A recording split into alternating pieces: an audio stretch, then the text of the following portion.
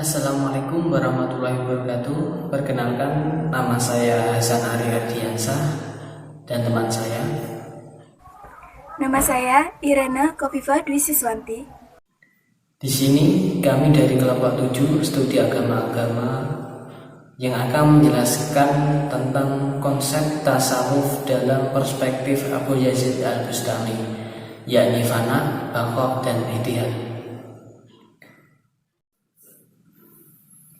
Untuk yang pertama, sebelum membahas konsepnya, teman saya akan membahas sekilas biografi dari Abu Yazid Al-Bustami.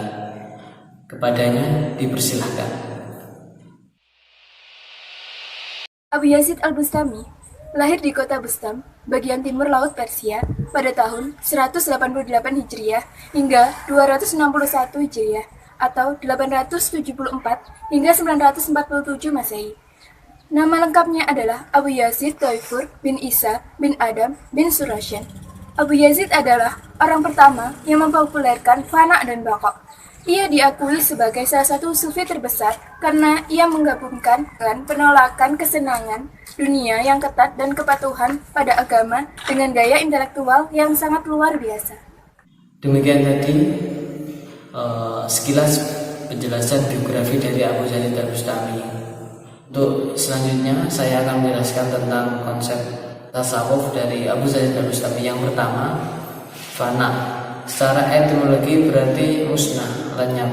Secara istilah Abu Yazid menjelaskan yaitu hilangnya kesadaran kemanusiaannya dan menyatu ke dalam iradah Allah.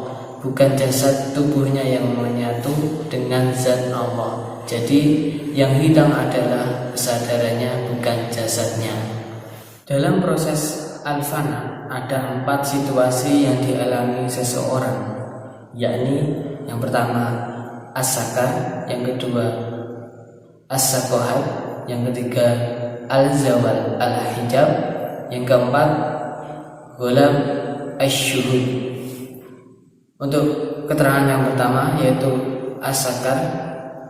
As-sakar yakni situasi kejiwaan yang terpusat penuh pada satu titik sehingga ia melihat dengan perasaannya. Untuk yang kedua, as-sakohat.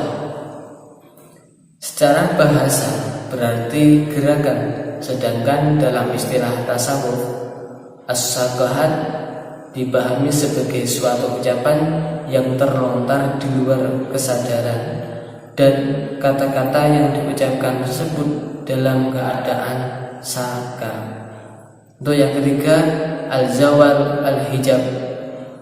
Al-zawal al-hijab secara bahasa berarti bebas, sedangkan dalam istilah tasawuf, al-zawal al-hijab adalah keadaan seseorang ketika ia sudah mampu keluar meninggalkan alam materi dan sudah memasuki alam ilahiyat. Untuk yang keempat yaitu ghulam asy-syuhud. Ghulam asy-syuhud merupakan tingkat kesempurnaan musyahadah yang mana ia lupa pada dirinya dan alam sekitarnya. Yang diingat dan dirasa hanya Allah seutuhnya. Untuk konsep tasawuf Abu Yazid Al-Bustami yang kedua yaitu baqa. Baqa adalah sebagai akibat dari fana. Secara etimologi, baqa berarti kekal. Baqa adalah kekalnya sifat-sifat terpuji dan sifat-sifat Tuhan dalam diri manusia. Karena lenyapnya sifat-sifat basyariah atau kemanusiaan, maka yang kekal adalah sifat-sifat ilahiyah. Paham baqa tidak dapat dipisahkan dengan paham fana karena keduanya merupakan paham yang berpasangan. Jika seorang sufi sedang mengalami fana, maka ketika itu juga ia sedang menjalani baqa.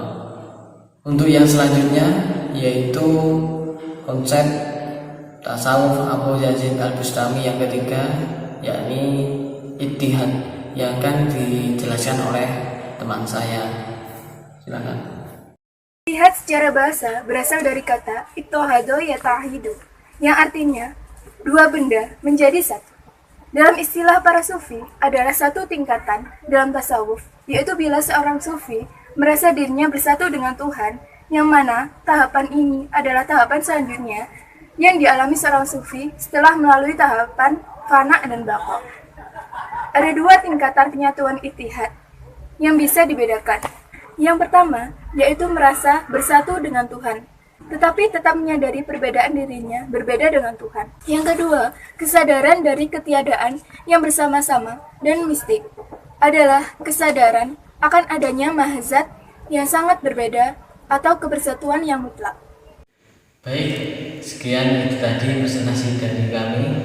Apabila ada penjelasan yang kurang jelas, silahkan bertanya di kolom komentar. Sebut nama dan nomor NIM. Baik, sekian dari presentasi dari kelompok kami. Ada kurang lebihnya mohon maaf. Wassalamualaikum warahmatullahi wabarakatuh.